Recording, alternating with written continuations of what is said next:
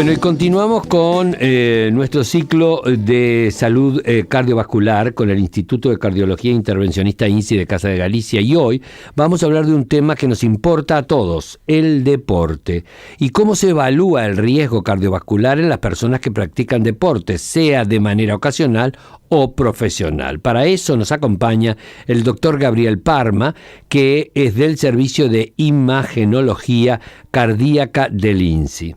Y la primera pregunta, buenas tardes doctor, bienvenido. Y la primera pregunta que le haría es, ¿cómo se evalúa el riesgo de hacer deporte en una persona que es deportista o en una persona que quiere empezar a hacer ejercicio?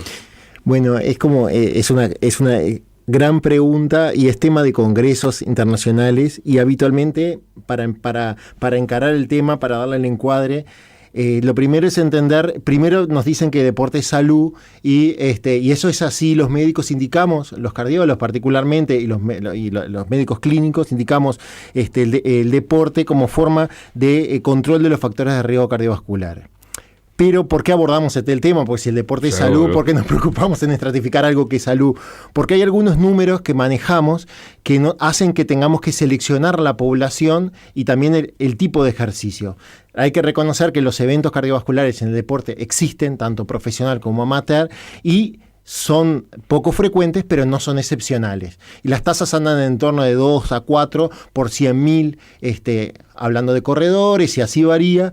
Pero lo importante es que hay un 10-15% de pacientes que comienzan a hacer deporte y tienen cardiopatías estructurales y no lo saben. Seguro. Y hay un 50-60% de pacientes que tienen más de 2 factores de riesgo cardiovascular, no lo saben y comienzan a hacer deporte. Con ese preámbulo, nosotros estratificamos el riesgo, y para eso tenemos que seleccionar los pacientes. Y para eso tomamos como paradigma 2 cosas. Uno, el tipo de paciente de la competición y la edad del paciente. Y sí. Exacto. Los tres grupos de pacientes son aquellos que van a hacer deporte en forma competitiva, tanto de alto o mediano rendimiento, lo que se llama ejercicio de fin de semana, parafraseando a una exposición reciente de un colega prestigioso que trabaja en la Universidad de Chicago, que quiere decir que aquel que hace ejercicio 2 o 3 veces por semana es cuando le queda el tiempo libre, pero lo hace en forma constante, y aquel que todos nos pasa, tenemos amigos y puede ser un caso individual. Empiezo spinning la semana que viene. Sí, empiezo spinning. Esa, por ejemplo. Sí. O empiezo a correr o la maratón 10K. Pero que no se da cuenta del riesgo que significa de pasar de un sedentarismo a una exigencia. Ese es el punto. Entonces, la edad del paciente es muy importante en estos 3 paradigmas. ¿Por qué? Porque en los pacientes jóvenes las causas son congénitas, y en los que ya tenemos algunos años más, pasamos los 30, 40 a más, la aterosclerosis coronaria es la causa, o los eventos coronarios son la causa más frecuente de eventos cardiovasculares en el deporte. Entonces, ¿a partir de qué edad las personas deberían tomar precauciones para hacer una consulta médica antes del ejercicio? Bien, en los grupos etarios, habitualmente, si tienen menores de 30 años, la estratificación de riesgos prácticamente es excepcional, y estaría indicada en aquellos pacientes que van a realizarse van a ejercer una actividad competitiva de alto nivel. Esos deben realizarse. Es poco frecuente en Uruguay, pero existe en países de mayor exigencia, o que tengan antecedentes familiares de muerte súbita o enfermedad cardiovascular precoz antes de los 40 años. En aquellos pacientes de más años, en estos 3 grupos, o sea, de 40 en adelante, por ejemplo, entre los 30 y 40, tenemos que individualizar.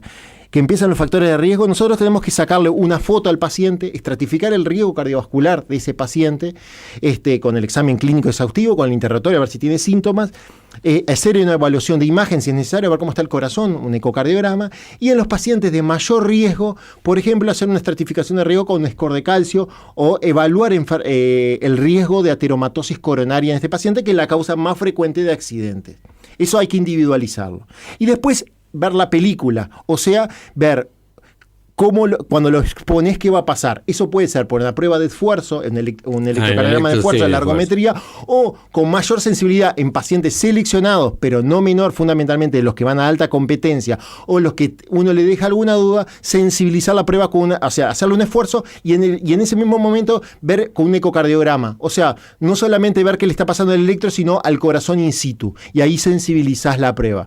Entonces, conclusión, en los pacientes jóvenes me quedo más tranquilo, pero tengo un screening que no debe fallar, si tienen antecedentes familiares o si van a alta competencia. Y en los demás riesgos tengo que sacarle una foto, tengo que estratificar el riesgo cardiovascular porque eso les puede pasar algo clínico y paraclínicamente, y en algunos pacientes, fundamentalmente los que van a competencia más pronunciada, hacer una prueba, ver qué le va a suceder si yo le someto una prueba de esfuerzo, o en pacientes más seleccionados una ecografía de ejercicio. ¿Y qué pasa con aquellos que ya tuvieron un infarto, por ejemplo? Es una población muy importante, dado que el infarto agudo, la enfermedad cardiovascular, es la causa más frecuente de morbi y mortalidad en Uruguay.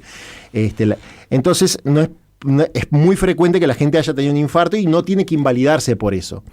Hay un protocolo que son los protocolos internacionales de American Heart y European Heart, protocolos internacionales basados en la evidencia que sostiene que antes de los 30 días del infarto no hagas nada. Es un reposo relativo. Podés ir al almacén, podés hacer actividad, podés ir a casa de un familiar, pero tenés que tener un reposo en cuanto a ejercicio.